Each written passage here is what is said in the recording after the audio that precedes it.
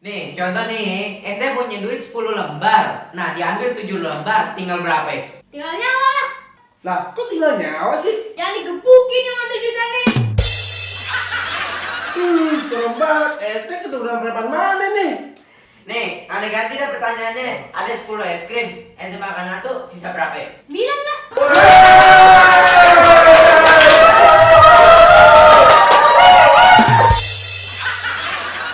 Akhirnya benar juga. Nah, udah bang, udah bener nih bang. Nah, sekarang es krimnya ente makan 7, sisa berapa ya? Pilek lah nih.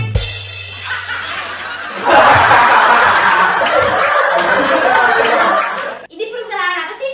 Kelapa sawit lah. Ente ngelamar gimana sih? Emang kagak baca? Aneh kesini tuh gara-gara Bang Jiung. Bang Jiung babe aneh. Iya, modelannya mirip ente. Dia enak-enak nganggur, tiba-tiba suruh kerja. Ente bersyukur. Orang lagi enak-enak kerja. Malah kena PHK. Emang per bulan berapa sih di perusahaan? 25 juta.